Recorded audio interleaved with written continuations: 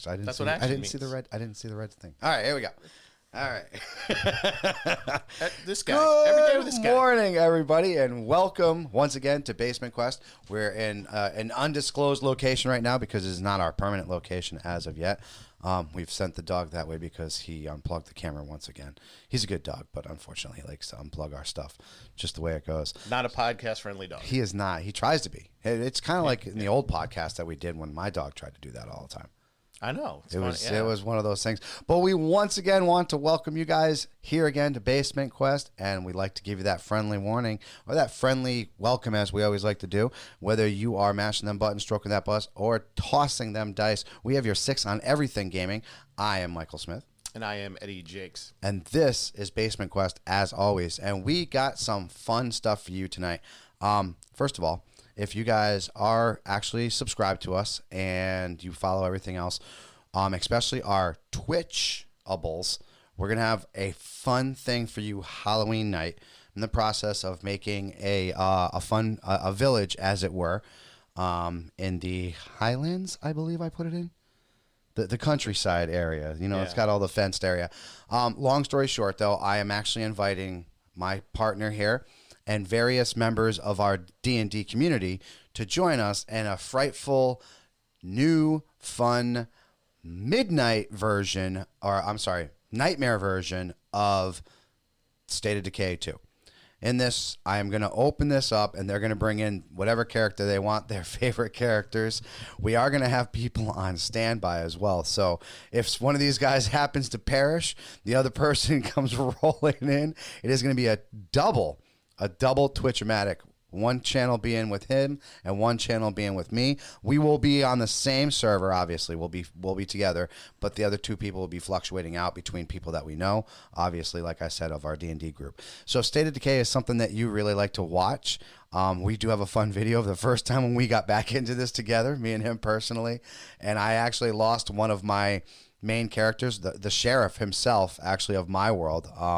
And I believe that video is still up there. It's pretty sad and tragic video. I don't know. I don't know if it is because Twitch changed. They're weird. They weird. Change their thing. Like the videos stayed up. Now they don't stay up. Right. I think you got to actually like. Yeah. Now you got to be like an affiliate or whatever. If you want the videos to stay there, yes. If not, you have to upload them to YouTube and they stay there. That's so how I'm most likely gonna restream to both Twitch and YouTube. Yeah, that's it. It's the only way to keep an archive. Make sure you get the archive going until you're an affiliate, yeah. Right? Exactly. So we will have that rocking. So if you have either one of those, make sure you're subscribed to those, and make sure you're watching that night because it's going to be fun. And who knows, maybe if we have one of our watchers on there and you guys are super spooky and super cool, we might invite one of you guys to the world. You know, who knows? It'll be fun. But it is going to be played on Nightmare. The only thing I am going to keep not Nightmare is the supplies. I'm going to keep that, I think, just normal because I love the fact that, you know, the cars, I don't like the cars coming in smoking and, you know, you only hit like one zombie, they break apart. Sorry. Yeah. Sorry, that's just me. But a horde of what they call them, juggernauts, is going to be fun. Horde, yeah, I love a horde of the freaks too. Those things, unless your shot is on, dude, those things can moitalize you. So just something to look forward to. Halloween night, we're going to be doing that. That's going to be a fun Twitch thing for us. And speaking of twitching, one of the things I've been twitching a lot is obviously people come on that, oh, that's all you do is Sea of Thieves. Yes, because, you know, but it's not the only thing I do, but it is mostly the only thing I do right now. 90%. 90% of the time, yes, it is. But I'm sorry, this is the way. This is the way it goes. A gamer that I played with last night brought up a really good point. As a matter of fact, thank you for subscribing. Do we talk about LARPing? And what about LARPing? No, we personally do not LARP. We don't usually bring it up. LARPing, of course, as you know, is live action role playing. Essentially, it's you make a character and you go out into the world set aside, and the DM creates the world, and you get attacked and you fight, and if your character dies, you lose pretty much everything. So I did a little homework, just a little bit, because like I said, we don't usually do this. You know, that's not our I don't even know when we would have time. Our bag honestly. of tea, you know what I'm saying? Sort of say It's hard enough just to get at the table to roll the dice. right. That's what I'm saying. Which he's got to do. He's the next one, by the way. And I then, know. And then he's got to give me 3 extra hours for my adventure to make up for. Yeah, exactly. Well, that's never happening again. You're right about that one, buddy. All right, so I came across this one list that I thought was great. Drunken Monkeys, first of all. You guys have never seen these guys. These guys are great. They come up with like top 15 lists and all this shit of just stupid D&D and role playing stuff. So this was their top 15 things that you want to make sure before you. Now, this isn't for us because we don't LARP. But if this is for you, if this is you out there watching this show right now and you're like, damn, that sounds fantastic. I am interested in LARPing. These are the top 15 rules that you should know about LARPing before you go out and LARP. So, number 1, don't be a mighty warrior. Be a warrior and be mighty. Nobody gives a rat's ass about your character's background or anything like that. That's the first thing you're going to learn. Number 2, exactly. Nobody cares about your background. So just go out there and whoop some ass. Number 3, and this is my personal favorite, you are not the Highlander. I don't need to explain this. If I have to explain this to you. We're gonna ignore the opening video to our show. You know how many people probably roll out there and say there can be only one when they're facing off against some goblins? I'm sure the goblins are sick of hearing Trust that. me, that won't be the last one. This is my personal favorite. No one likes an elf. You come out there with your Spock ears, unless you are really good at the fucking makeup, they look cheesy. And the first time you start sweating, oh God, they bend over. You usually regret picking elf. All right, you are not your vet pick. You are not your skill list. You are not your fucking lamies. You are not unique. You are all singing the same dance and the same fucking number. It can't say anything there. Well, essentially what he's saying is go out there with your nice armor. Don't sit there and put rhinestones on it and make it look all sparkly. Nobody gives a shit about it. It's going to get banged off anyways. Your character doesn't go clubbing. Leave the armor at home, people. Nobody thinks you're cool when you go rolling in there with your sword on your fucking shoulder and your fucking little armor on, okay? Nobody wants that. Don't take a piss. That shouldn't be. You don't need to take a piss out there, okay? Someone's going to come see your shit. Just I like this one personally because I'm a big fan of plagiarism when it comes. There's so many unique ideas out there. Yes. You know what I'm saying? I don't want to find your character in a book. If I don't know D&D and you come up and you start explaining this badass character to me and you say his name is Dritz and I'm like, damn, that's a unique name. I've never heard it. Ever heard of that shit. No. And then I start, explaining LARPing to my friend on Xbox. And then I'm like, yeah, this dude came up with this character. Sounds really badass. His name is Dritz. And is he a Drow? Yeah. Does he know how to? Yeah, actually. Holy shit. How'd you know that? Because he's in a fucking book, you jackass. It's in the Dark Elf trilogies. Go check it out. Yeah, don't do that. And stop making Dritz-like characters. Oh my God, please. It's like Wolverine. Like when people do Wolverine nonstop, like he's not unique. Yeah. All right. Only Wolverine is Wolverine. Right, exactly. And X-23, I'm sorry, that's just such a rip, cheesy, oh, God. Let's forget the fact that Drizzt kind of breaks the rules when it comes to Drow elves in a lot of ways. Extremely. He doesn't belong to a house. He's an original character. He's gotten kicked out of like every house he's belonged to. He dabbles in everything, from thievery to assassinations to magic to rangers. And Drow elves are they're from underground. They're subliminal. What do we call it? Subterranean. Subterranean. Thank you. And they're very set in their ways. They're very dark. They're very magical. Like they are definitely a lot of the dark magics come from them. Drizzt is a rebel and breaks the archetype. So yes, he does. You're never going to be Drizzt. No, because the DM won't allow it. Being hurt, it's a bitch. Okay, and you will get hurt. This is not like people don't go rolling in there with half like foam bats. They're going in there with swords that are dull. Okay, look some of these videos up first of all. Like go ahead and YouTube LARP, and then just see some of these.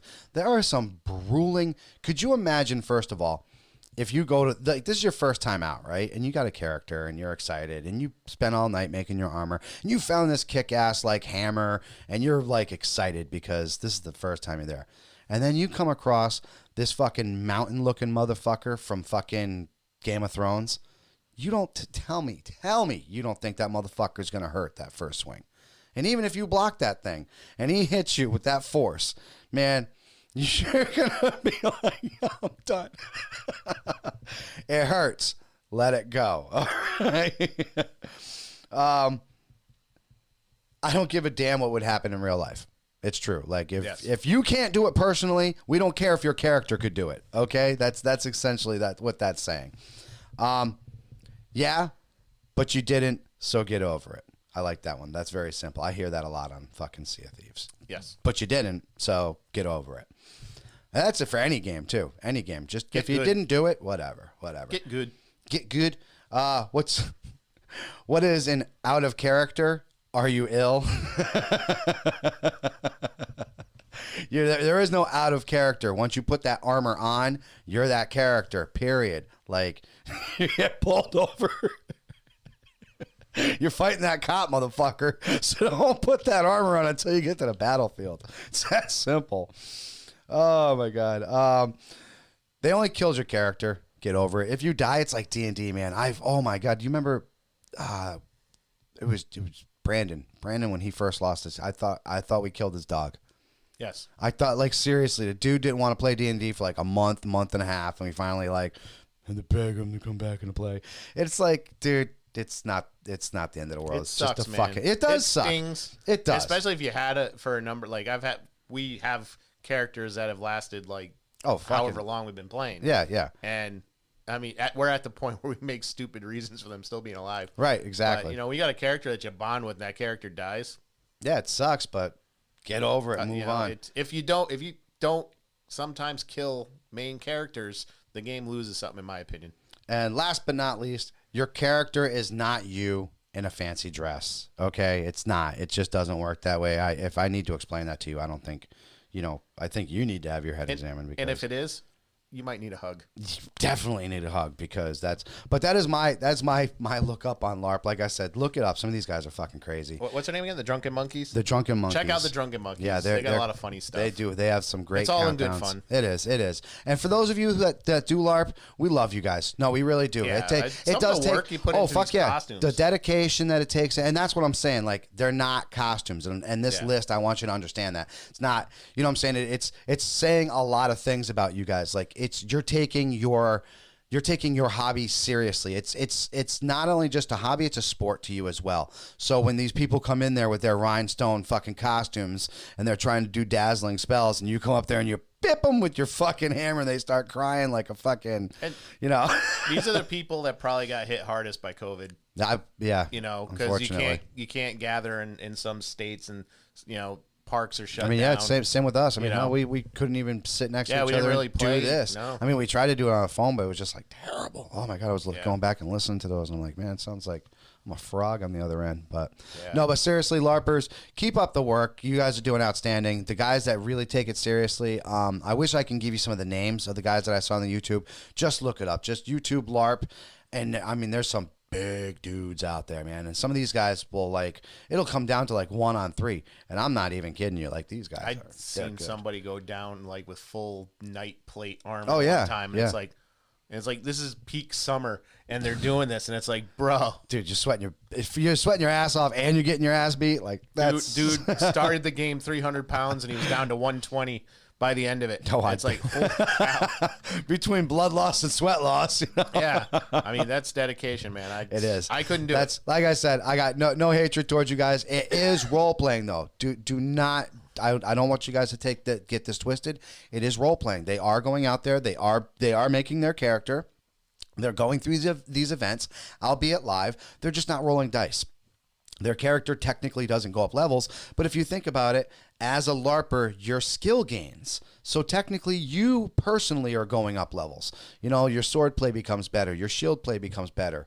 Well, whatever it may be. I don't know. Maybe you're a thief and your backstabs become better. Who knows? You know, like I said, I've never done it. I've just seen the videos, and I came across the Drunken Money list, monkey list, which I thought was absolutely classic, and I think it explains you guys' hobby to a T, and I hope you guys appreciated it more than that. But like I said, thanks for the for the topic. And like I said, I hope you enjoyed it. I wish I can get into it a little bit more, but like I said, I just, not my cup of tea. It's not my bag, baby.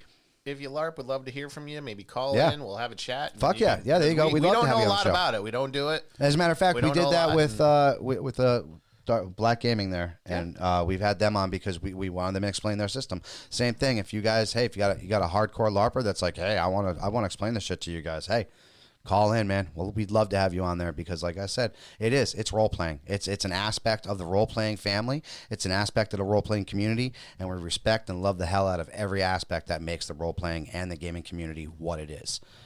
Speaking of role playing community and gaming community, a lot of you might have heard about this lawsuit going on. Yes, pretty big. Should probably say their names real quick. Yeah. The pretty much the creators of Dragonlance are suing Wizard of the Coast. Tracy Hickman and Margaret Weis are suing Dungeons & Dragons publisher Wizard of the Coast for a breach of contract. According to court documents, the pair are working on a new trilogy of novels set in the Dragonlance universe. And if you remember, like 80s, maybe early 90s, those novels were it. Like that was the thing. That was the Dungeons & Dragons that was the novel. Dragons of Autumn Twilight. That was my favorite this one. This like pre-Forgotten Realms, pre-Salvatore, yes. when those novels really took off. Yes. This was the Dungeons & Dragons novel. And like Ed brought up before we even started recording, if you don't have the Draconians, I'm sorry, you don't have the Dragonborn race. It's plain and simple. The Dragonborn race is the Draconians, which were created by these people.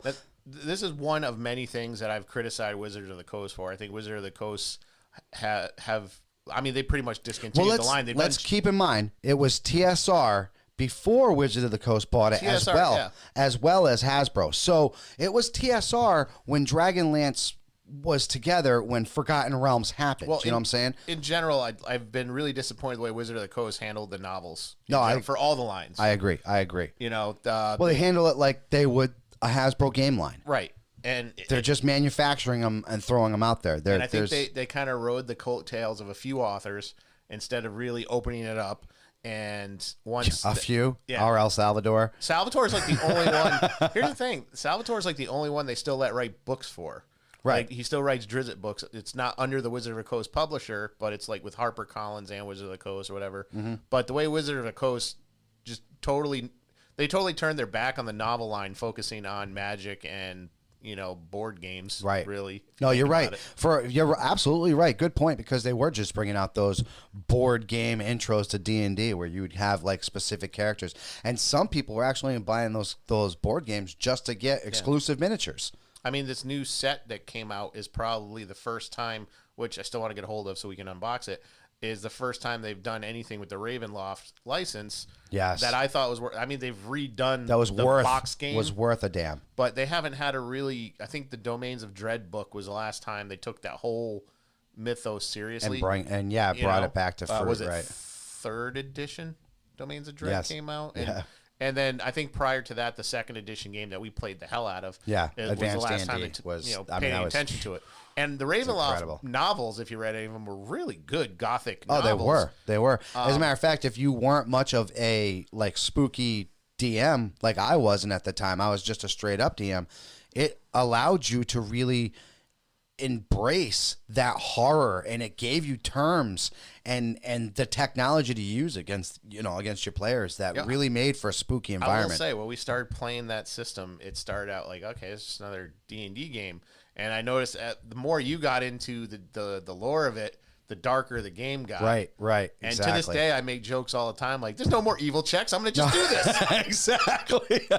Evil power checks were the best thing ever created, because, you could fly, but all of a sudden you started smelling like last week's fucking wet diapers. And it's like, is that worth it? And Mike, this is the criticism I have with Wizard of the Coast is a criticism I have with obviously the Palladium system, which I love, where they don't do these kind of products well at all. No, you're absolutely right. And despite technology available with like Amazon and CreateSpace, well, it's not CreateSpace anymore, but Kindle, right?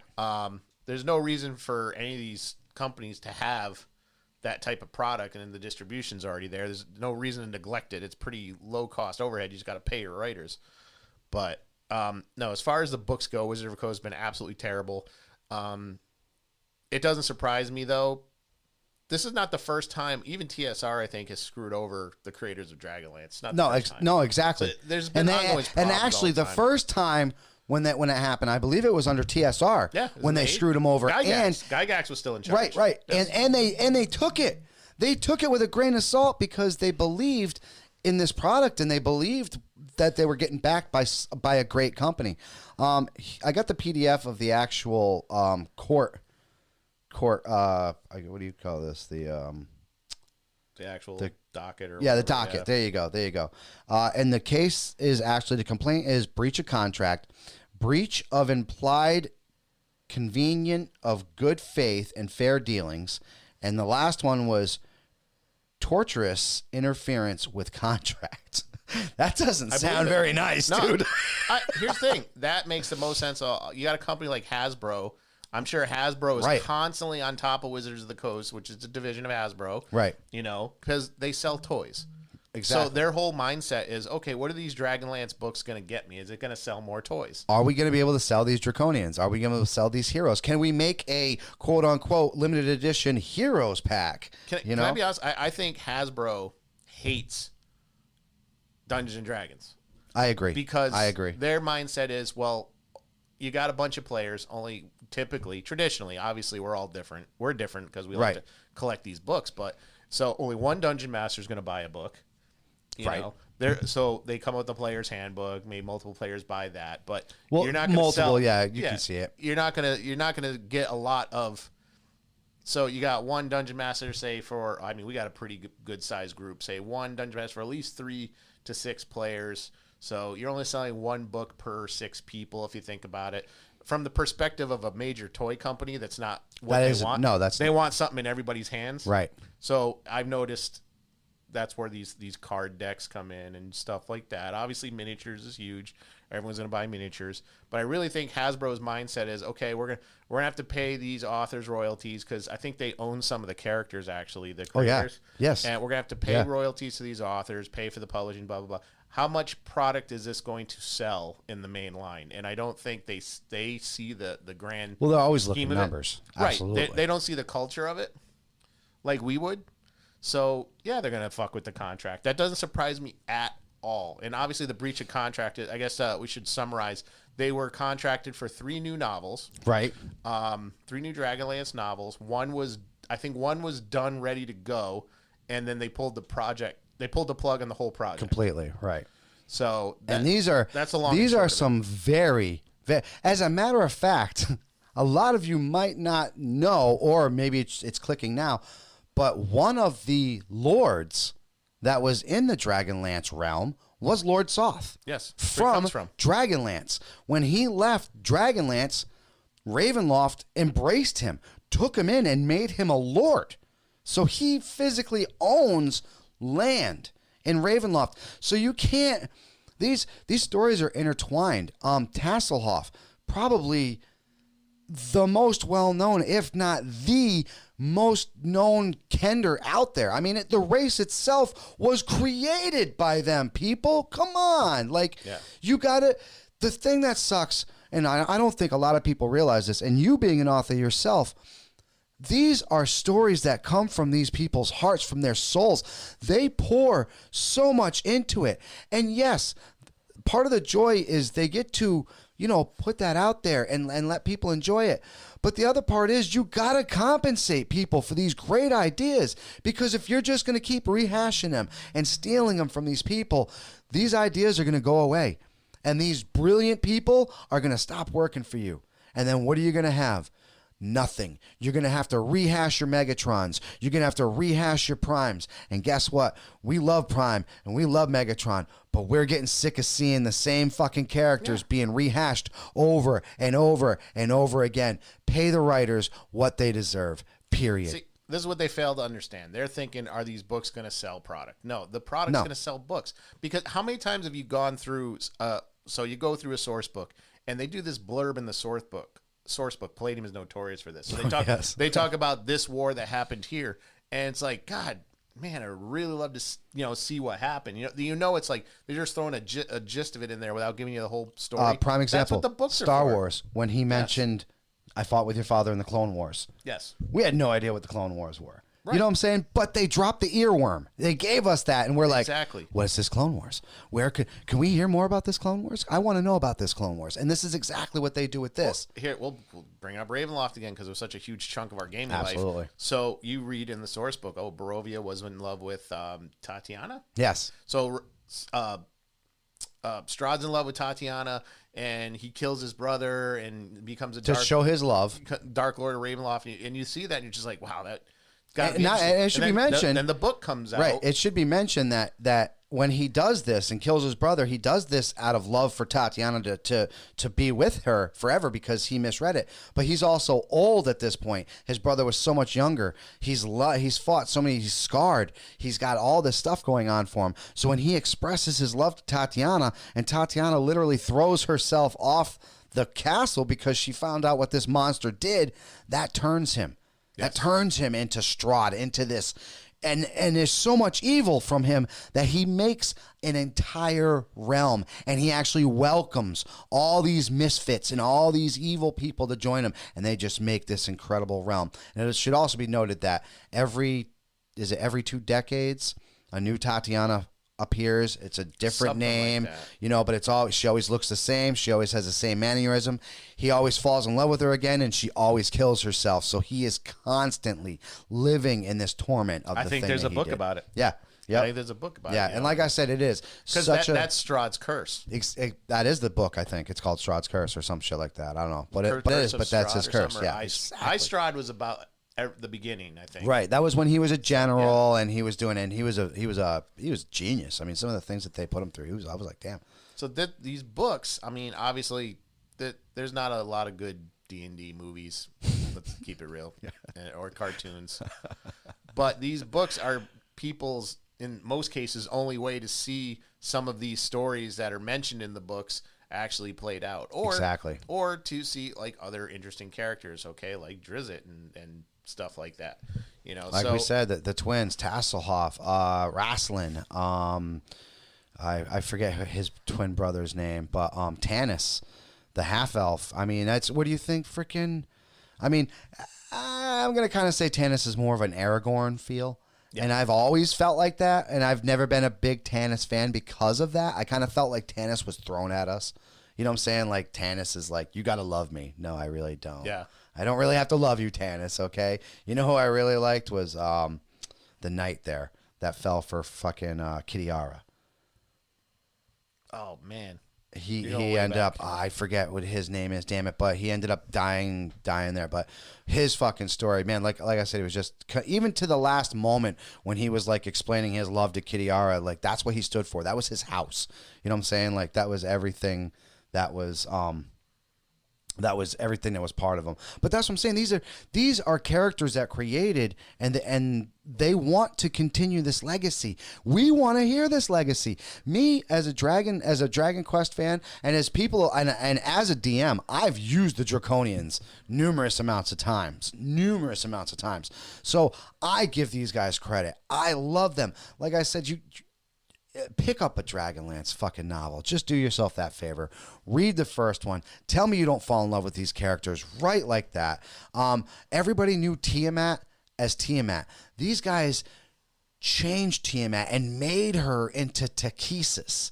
And Takesis can turn into this beautiful... the lore. They just took that lore and just brought it that much further. And these guys deserve every ounce and every dime that they put into this, and they deserve to finish up this story. And we, And we, as people that have been down this journey, deserve to hear the end of the story. I don't know if you remember, I'm sure you do, the Saturday morning cartoon. Oh, yeah.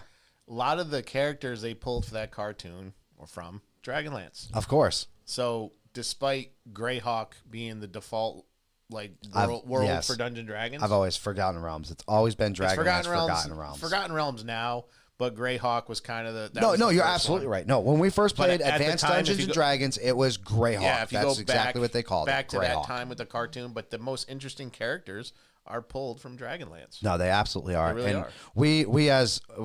we here at Basement Quest, we want nothing but good things. We hope that you guys win this. It's looking really good. Unfortunately, the only people that are going to lose from this is us. Yeah. Here's my challenge, and I'm putting this challenge out to Wizard of the Coast, Hasbro, and I'm putting this challenge out to Palladium Books. Just license your properties to a company that can make good products like this. Yes, okay? Please. You don't have to do it yourself if you don't want to. Okay, there's publishing houses that could easily get the best authors. Oh, yeah. That want to contribute. I mean, you can set your rules. And I've said this on the Palladium message board many times. If Symbiata's too busy, license the products out. And, I mean, there's people hungry to jump at the bit for this. I mean, dude, if I could write Palladium books, I'd be doing it all day long. I'd be harassing you guys. Read my book. Read my book. Look at this, dude. Read my book. Oh, he's good. He sets a really good environment. The last adventure we had was absolutely fantastic. So you'll love what's next. So there will be blood. We love, like I said, if I didn't read those stories, it would have been Greyhawk in Ravenloft. But because I read these stories, because I got to know each one of these evil lords from their own domains and how the domains looked. That was the other big thing. They gave you like literally a blueprint of what each one of these domains looked like. I don't know if you remember, one of my favorite adventures that I did back then was the one that we're actually going down the river and there was that boat, and you had all these different things that were coming on there. That was fun, actually. That was actually, that world was just that. It was like a giant Mississippi like river world, and there was the three rat sisters, the three were-rat sisters that lived there, and that was. But I didn't know that, you know what I'm saying? And if it wasn't for those books, if it wasn't for that setup, I would have never had that. You know what I'm saying? So I got to give it to them. Like we got to hook these people up. First Artists. I should throw. I'm not knocking anyone that likes Greyhawk. And no, God, no. If without this, no, exactly. Obviously, Greyhawk it's was plain like Jane. The first one. But it's vanilla. It's vanilla D&D. People. The characters from Dragonlance are clearly the most influential in the system. Dominant, dude. They're dominant. They're the backgrounds, the characters themselves. Just like any one of them, I'm telling you, man. Just pick it up. And I think as far as if those of you that are interested in that almost medieval knight's honor, slay the dragon kind of stuff. What a great story. Dragonlance was the best system for that. Yes. Whereas Forgotten Realms is probably the best dungeon crawl. Yes. I'll go with that. Forgotten Realms is best dragon crawling. Not to say you can't dragon crawl in Dragonlance, but Dragonlance is like, if you like that epic combat. No, absolutely. Epic magic. Dragonlance clearly one of the best ones. And if you want that scaled down, obviously dark horror, Ravenloft is the best, in my opinion. I agree with that. But like I said, go ahead, guys, support these guys. Seriously, go to their website, go to their Twitter, tell them how much you love their product, tell them how much you're backing them. If anything, just give them the love and support that they need right now, because they do. They deserve every ounce and every drop of respect and dollar dime that they can get right now, because that world was unique. I'm thinking, this whole story, I usually don't do this. I'm not that type of guy, but this lawsuit is making me want to start a petition. Wow. Seriously. Like, they don't support the novels. They don't. No, you're right. They you're don't absolutely support right. the lore. Go on Twitter and see. It's funny. Like, I always say this, like, Instagram is fun because it's like it's a picture picture says 1,000 words. Facebook is more of your media. Hey, this is my family. Oh, look at it. Twitter is where you're going to find a lot of your real words, because people just throw that shit out there and they're being honest. And a lot of you authors, we're hearing you on Twitter. You're angry, and you deserve to be angry because nobody is fucking paying the respect right now. And he's absolutely right. They need to have this brought in. You need to have people harness all the abilities of all these great passionate artists who want to do something, who are passionate and want to do something and get it done. That's it. Speaking of passion, coming out next week, I believe, because I have the pre-order. And some of these people, look it up, they're going for almost $150 on fucking eBay right now. I am talking about the new Eastman and Laird TMNT Ronin. Now, this is going to be, look at that shit, people. Oh, yeah. Hairs standing up. They have brought this story to life. It is 20 years in the future. 3 of the 4 turtles are dead. Master Splinter is long gone. The foot has been overrun. There's a new threat out there, and only 1 turtle remains. And he is there to avenge his brothers. We don't know who it is. He's mastered all the weapons, and do you know which I'm one excited. it is? No, I don't. I've been looking. Let's play some. That's what I wanted to do. That's what I wanted to do. I'm thinking the only turtle likely to go Ronin is probably, I'm gonna say, Michelangelo. See, I like the Mikey idea. I'm going Donnie or Mikey for the reason. Donnie was a huge family man. Donnie was the one guy who, no matter, like, if that family was broken, he was broken. And I don't know if you remember when Donatello died? When they killed, he took a sledgehammer to his fucking skull, to his shell. Bebop and Rocksteady did it. They thought he was dead. He actually ended up surviving. They put his conscious in that robot for a little bit there until they brought him back to life. But when Donnie died, look, dude, that family fell apart. It fell apart. I think that would be cool, but I really like the Michelangelo idea. I'm thinking, and because he's a party guy and he's always taking light of every subject, a little immature. To see him go to this dark side, to see him go. I think it'd be interesting to see the character like Michelangelo, who's always the more, laid back, the fun guy, right? Exactly. Laughing about everything. Suddenly grow up instantly. He'd have to instantly grow up. Yeah, take that turn. Because Leo, you could see him. He already mastered all the weapons before this. You know what I'm saying? So it's like, I could see him doing this. And Raphael, let's be honest, that would be like Spawn Ronin. That would be the Punisher. Bing, that's a better one. That would be Punisher Ronin. Punisher. That would be a whole other dark level. I think too, if you factor in the 3 that I'm talking about dying. So Leonardo is obviously probably the first to fall. Actually, no, I would say probably the first to fall is going to be Raph, because he's going to throw himself in there like he always does.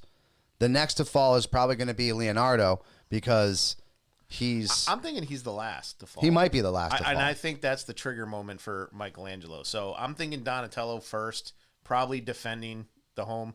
Right. I'm thinking Raphael, just because he's a brawler, rushing in too quick. Right. And I'm seeing Leonardo fall last, and that last where he sees Leo give fall him the sword is what makes him snap.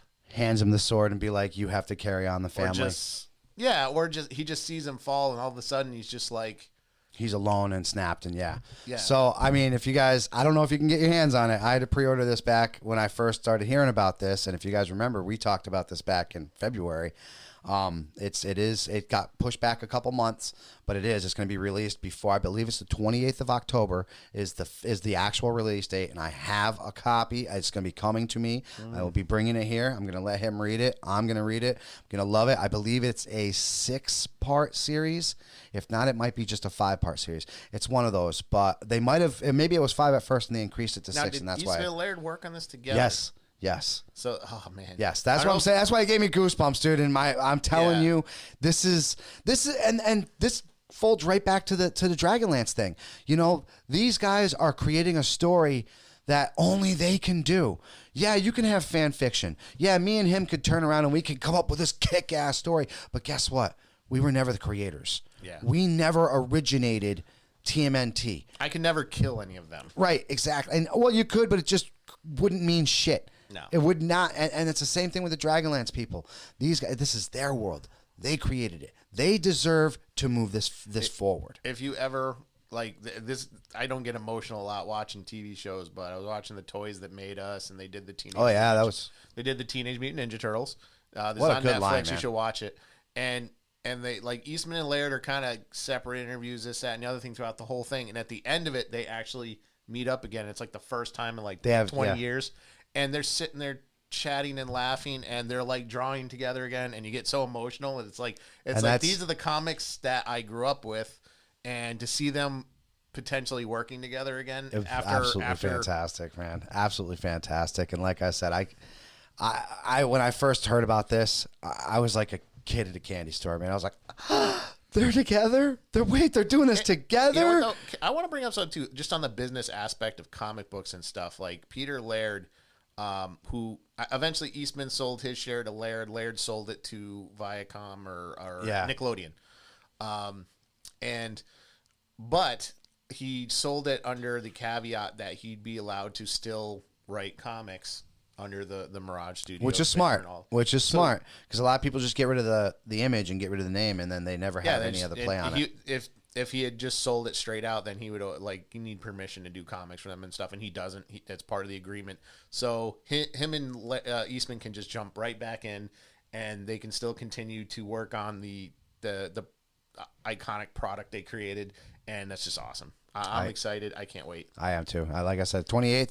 I look it up on eBay. Some of these are getting sold for like $150. It's crazy. Because that's what people want, dude. To see the two. They've been wanting this. They're hungry for original stories, man. We're hungry. I'll be bold. We're hungry. I'm gonna be bold. These guys are the Jack Kirby of our generation. Yes. If you think about it. I will. You know? Their comics. When I first started reading these, and this got TMNT got me into things like Cry for Dawn and some of these other bigger names like your Dark Horses and shit like Pit. You know what I'm saying? Like that got me into like these darker ones because TMNT was that. It was that black and white, that raw, like it was in your face, and it was like so perfectly done. Just the art was so done right. The stories just had you hooked, man. I know they tried so hard in the movie to capture the farm scene. The first movie. Yeah, they tried so hard. If you ever read that comic, that farm scene when they had Master Splinter and it was just them, dude, and they had this moment where brothers just clicked, man. You're reading this and you're just feeling it. You're like, the passion is there that you're like, that's what brotherhood is about, bro. That's it right there. They captured it so perfectly. So and good on the movie studios for actually taking that scene, actually lifting from the comics and trying to. Yeah, they tried so hard to bring that. And I'll never forget when Leonardo was like, "It's time to go back," and it was like, you almost had me. You almost had me. But the comic will never. You can never get back what that comic did to you. The only problem with that scene in the movie is because obviously the comic it's so different. Yes. Why they're there. They're just there because they got their asses straight up beat. And Shredder was dead to their knowledge. Yes. And he comes back and he just whoops their ass and they barely get away. Exactly. They barely scrambled away. That was the thing with their lives. They thought they killed this dude and this guy came back and was like, "Oh no, this is my real power right now." And the whole farm thing was just them kind of rebuilding themselves, and then the Return to New York series comes out, which is the best. Awesome. That was TMNT at its finest, dude. That's at peak its Eastman finest. And Laird. Peak yes, Eastman and Laird absolutely. Right there. The art is the best. In my opinion, I think they finally got comfortable into the looks of the Ninja Turtles. Yes, they got away from the little weird noting and stuff. And yeah. the turtles look diesel. And the art is badass, and just the intensity. Yeah, of that series. and the whole idea, like the actual physical, how they made him look. They were less bulky. They looked more like aerodynamic. You know, like they looked like real. They looked like they could be real. Whereas before they just kind of looked like they were put together. And it was like, oh, okay. It was almost silly at first, but the stories were so good. You had to. You kept reading, right? And then, like I said, that's peak Laird right there. It was, man. Which you know what, the graphic novels leave. No, they don't. They don't leave it out, actually, because that whole scene started with I think it was the Leonardo micro series. Yes. And he's getting his ass kicked all over town, and then they end up at the farm, and that's where things really go down. Hit the fan. Yep, exactly. Yeah. Exactly. But yeah, check them out. Actually, you can get the collected books on Amazon. If you want, I'll drop some links. Yeah, that would be fantastic. Yeah. Do yourself, especially since you guys are locked up or whatever you're doing, take some time to read some good old stuff like this. If you've never seen this series, trust us. Watch it, read it. It's fantastic. Actually, speaking of real quick on comics, they actually have the collected. IDW has the Transformers license. And they did release some collected books of the old Marvel comic Transformers. Those were good. Those were good. They did those pretty good. Grab those collected books. Grab the Turtles collected books. I think the old G.I. Joes are out there. Go to our website. The links are going to be there. Yeah, I'll throw some links on there. You can check out some old stuff, some of the stuff we used to read. Educate. Just get some culture. Suck it all in. You'll love it. You'll love it. And then, trust me. And then get the Ronin series coming out. And yes, and let us know. Let us know what you think. And then just kick back and stare into the space and be like, the world is beautiful. Obviously, the 30th, don't forget. Mandalorian, Disney Plus, new season. Super excited for Rosie O'Donnell. I can never Rosie O'Donnell? Not What's Rosie. wrong with you? Whatever the fuck her name is. Rosito. God, I can't. Dawson. I'll just say her last name. Dawson, okay? Rosario Dawson. Thank you. Rosario Dawson as none other than Snips. That's because I watched the show. Come on, that was the nickname that Anakin gave her. Come on, man. Yes. But I'm excited to see where it goes. There was rumors that obviously the main guy Pablo was on and off. He obviously wanted more FaceTime. Can I comment on that? So yes, please. I gotta say this. Okay, I understand you're an actor. I understand this kind of role is not going to get you a lot of other roles, but you go in for a job interview and they hire you to build widgets, and then you complain that you can't file paperwork or something. You were hired for a job. That's what the job description, that's what it pays. Come on, dude. It's simple. And seriously, if you don't like it, just do a voiceover. Right. I mean, they can stick someone else in a helmet. They really can. They really can. But what you fail to see is, what about Anthony Edwards? Never once did you ever see him. What is he known?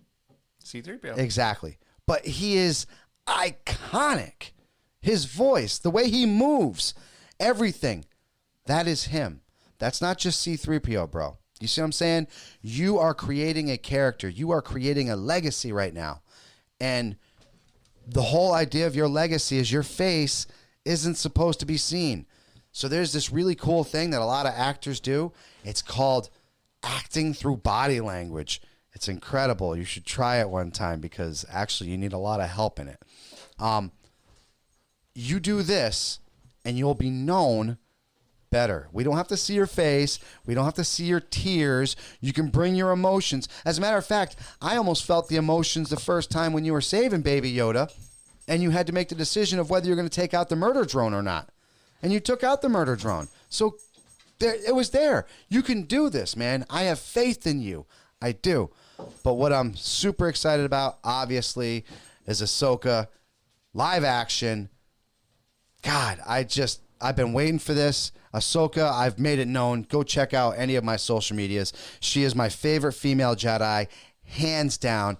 What she went through, you're talking about a person who went through the Clone Wars, had Anakin Skywalker as her mentor, had Obi-Wan Kenobi right next to her doing an entire war, had Yoda, Master Windu, all these people on her wings, literally came through the Jedi organization, and they said, "You're going to be a Jedi Master." And she said, "Your ways are kind of lame, bro," and throws your fucking sword down and goes this way.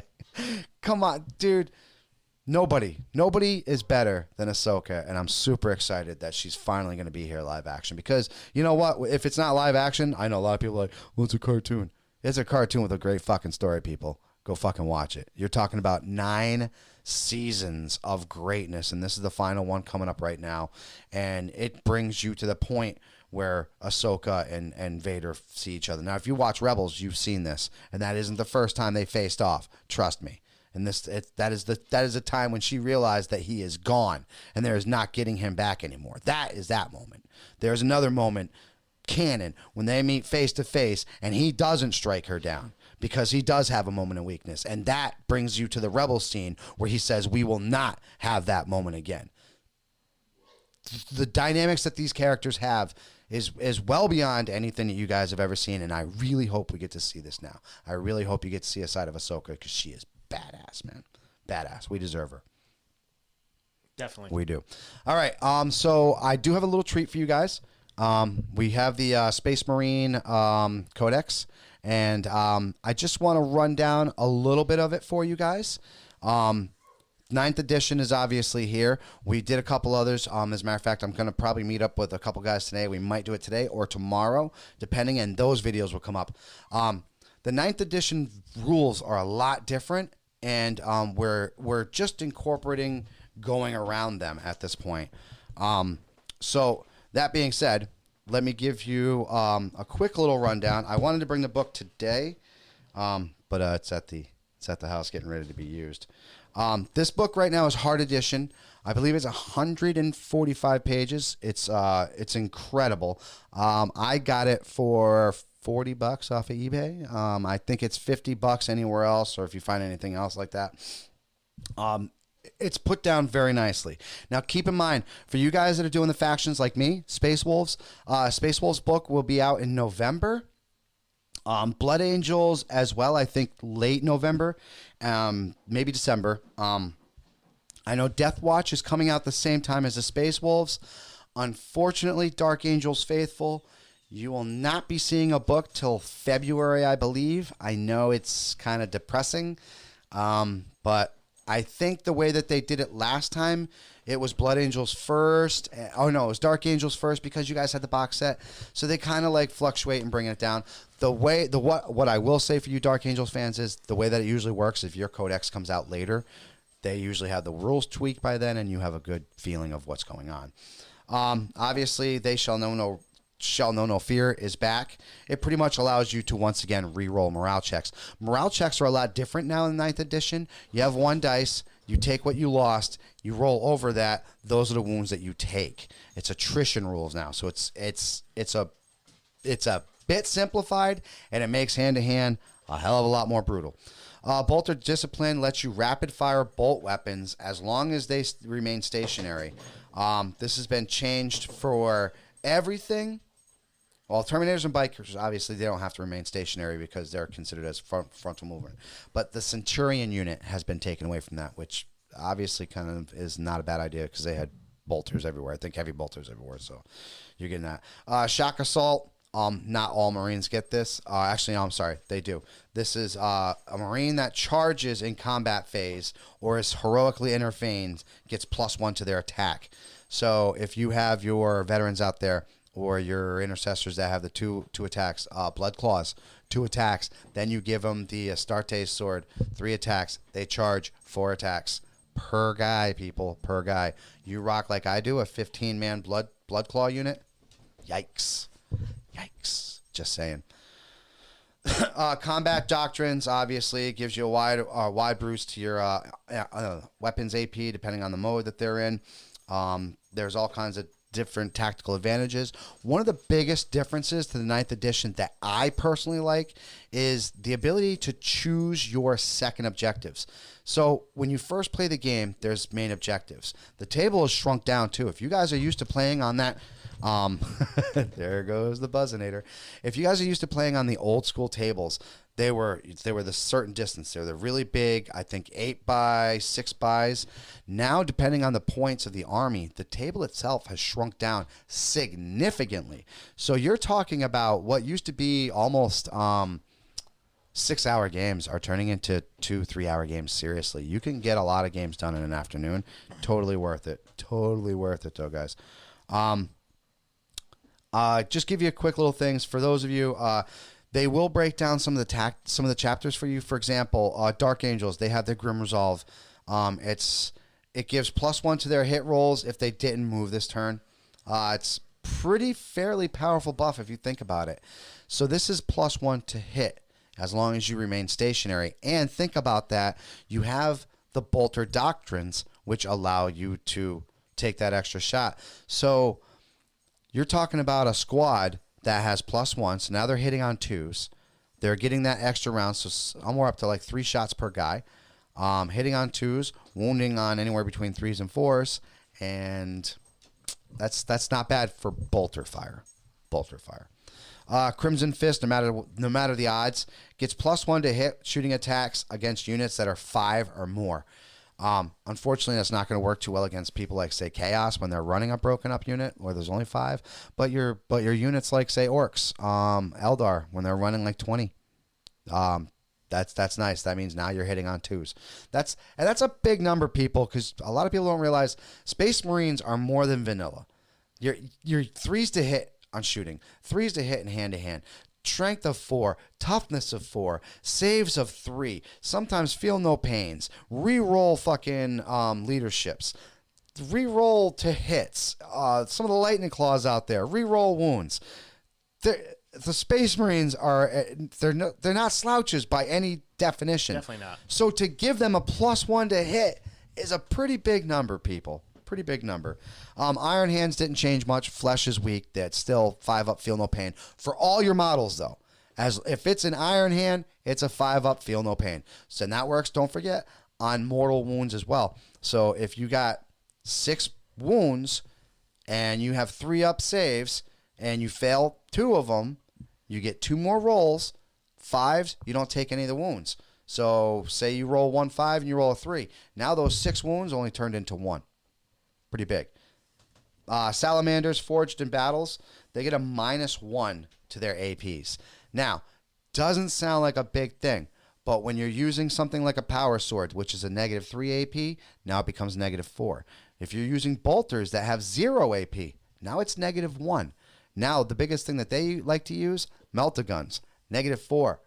Now it's -5. There ain't nothing saving on that thing. That thing's taking full damage. Nice. I kind of feel like Salamanders got boned a little bit on that one. Raven Guard, they get the benefit of light cover. So even if they're out in the open, they still have +1 to cover. They have like this shadowy gloom around them. Death Watch, they get reroll missed to hit in melee combat against Xenos. Aliens. You cheating bastard, Xenos. Okay? You don't get to reroll against Chaos. You don't get to reroll against demons.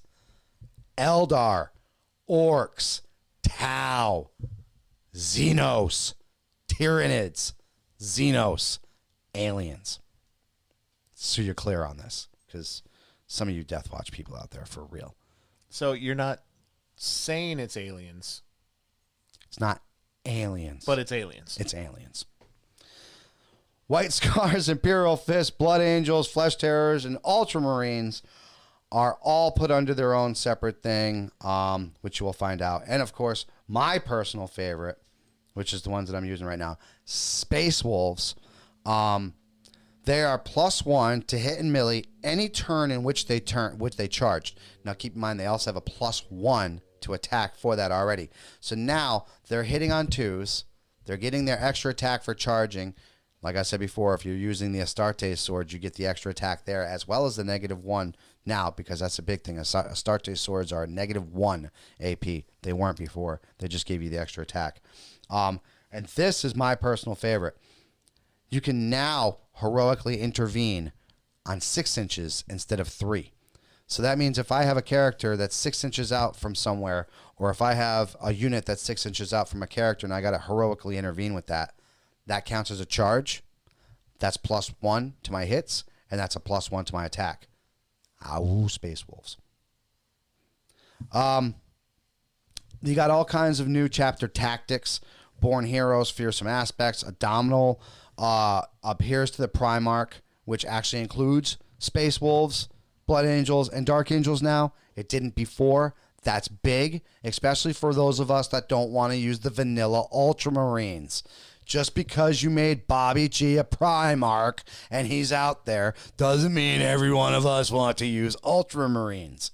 Okay? The Ultramarines have never interested me. No, they're I mean, we get it. They're blue. They have the dress blues like Marines. We get it. Okay. Like They're like the bourgeoisie of the fucking yeah, they are. Space Marines. They really are. You're right.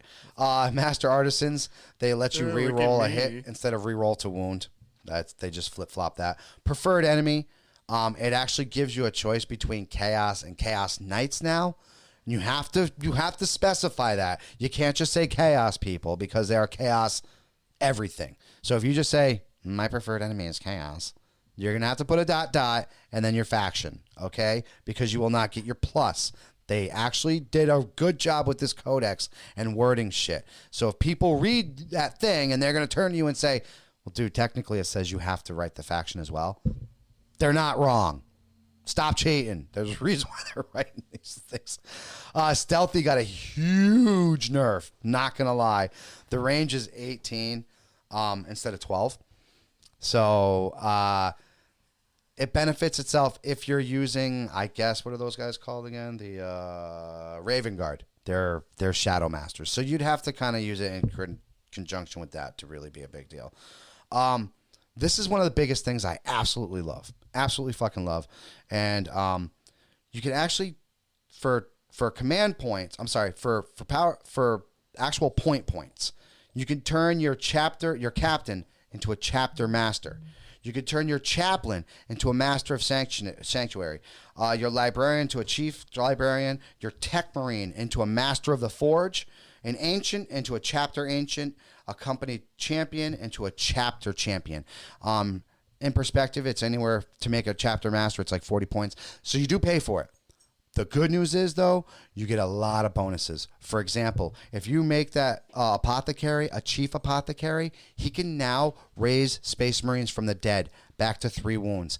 Imagine putting him on a bike with those Outrider bikes, which are the new Primarch bikes that have 3 wounds and a toughness of 5. He's bringing those back with 3 wounds. Not only that, and expect this to get nerfed.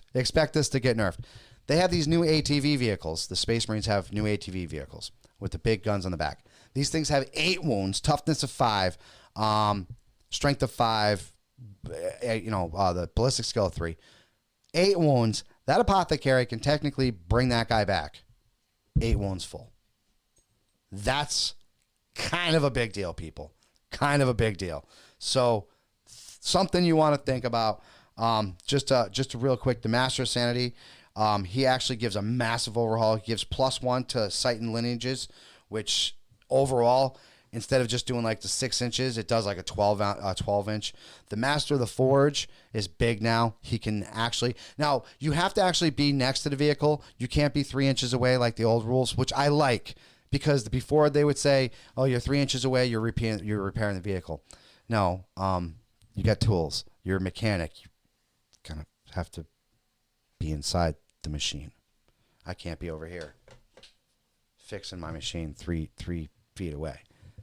They got to be base to base, and I'm glad they fixed that. But the buffs are much better. They can actually gain back more wounds, and they can do so many more things. The power claw on his back no longer is a -1. It doesn't count as a power fist, which makes sense. It's part of his brain. It's not like he's literally trying to hunker this thing up. So, big changes there. If you guys like the chapter ancient, for example, you can actually have one whole unit instead of just before it was like one unit could fire after they died, or one model. Now you can have one unit if you have the chapter ancient. Really big changes, some great changes, as a matter of fact. Data sheets obviously have came over a lot. One of the biggest things and one of the biggest changes that you'll notice that I loved, Space Marines now have 2 wounds. What does that do for Primaris, you say? The Primaris stay the same. It's all about the weapons choices, people. The Primaris are very adept at bolter weapons.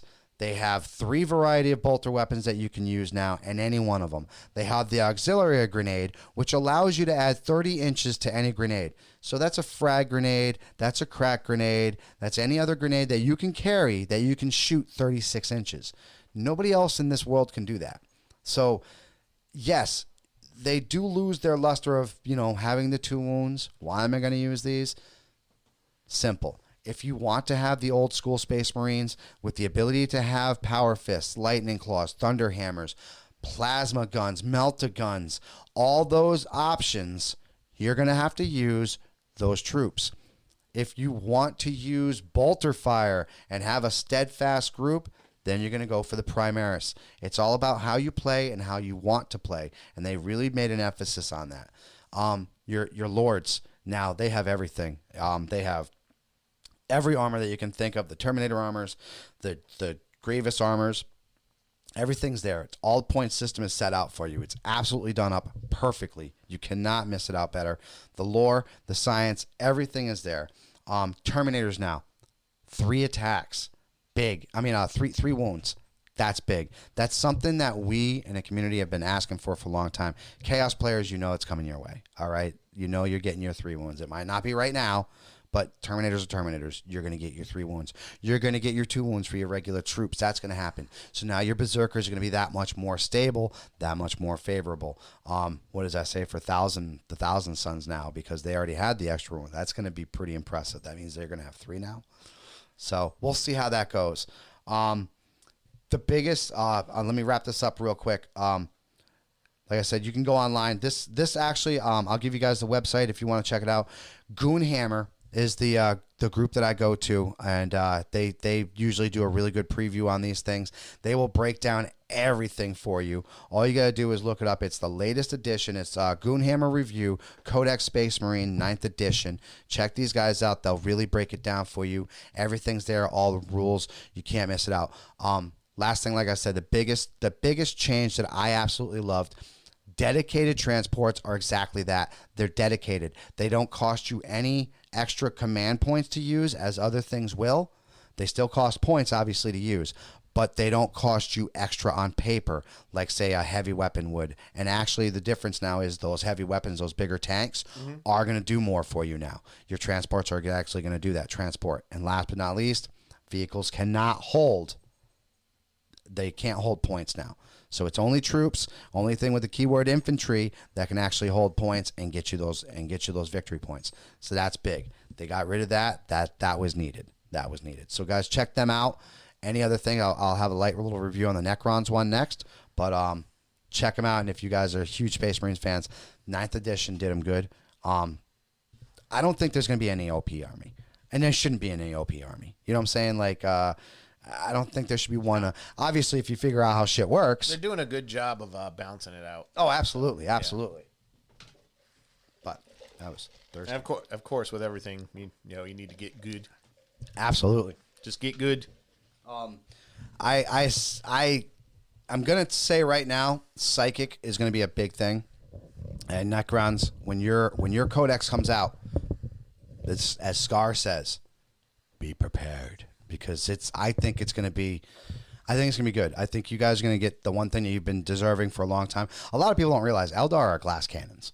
Yeah. They've always been glass cannons. You know, they can rock your world, but if you punch them in the mouth, they go run into their mommies. Like, that's just the way that they've always been built. So you have to devise your army around that. Space Marines, albeit you have less models, are a lot less forgiving. Like, you can throw a unit out and fire and be like, oh, fuck.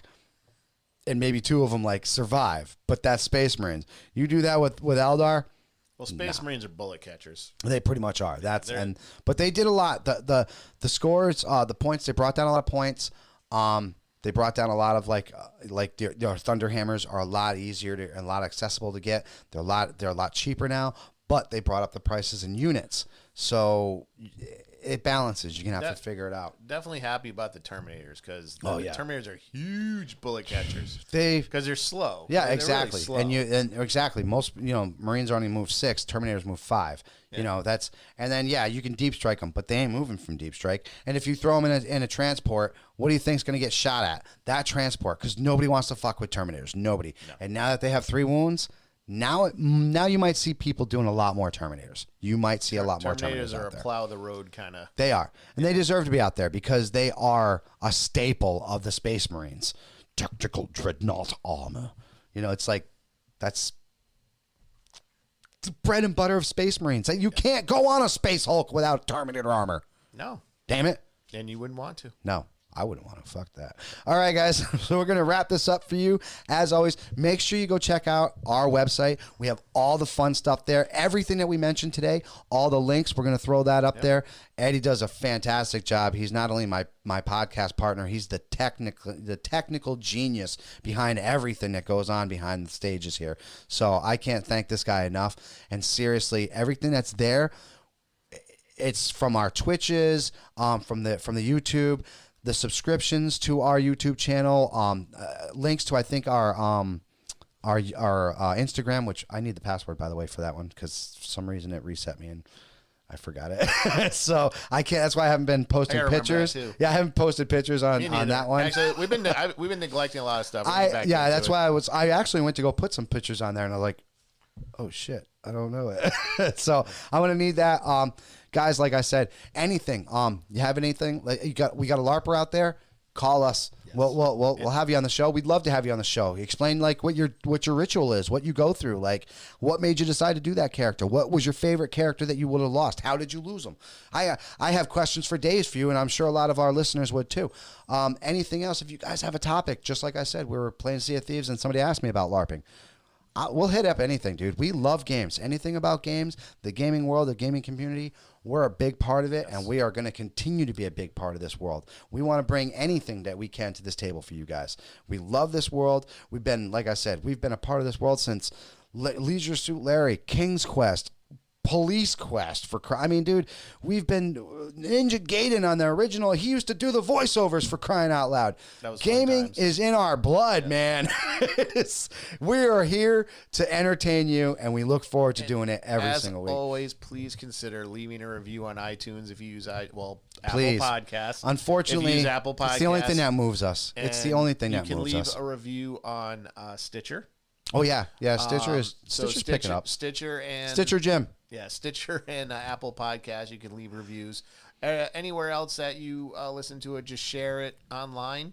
If you can, be awesome. Share the YouTube channel. That'd be awesome. If you're casual, if you watch it and you aren't subscribed, just subscribe. Get us up to 100, and so we can get our own domain. And just like I said, we're gonna. That'd be fantastic. To get our own domain would be great. I am getting some new studio space soon, and we're just going to be hammering out the content. Yep. And yeah, I'm looking forward to the tail end of and 2020. For you D&D fanatics, we are going to be bringing back those the updates, the guides.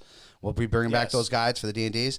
As a matter of fact, we could probably hit that up. We'll start picking that up about next week. Or week after. We'll do one more week of fun shit, and then we'll go right back into that format, and we'll get you guys a couple more of those, the Palladium and the Wizard of the Coast guides, and do the comparison for you guys, because I know you guys like those, and I like doing them too, because as far as like a DM, it's nice to reiterate those rules and see those different characters. Sometimes give you an idea for an NPC or something. All right. Well, you guys, we'll see you next time. Absolutely, guys. Keep gaming, keep them dice rolling, and keep them brushes stroking. We love you.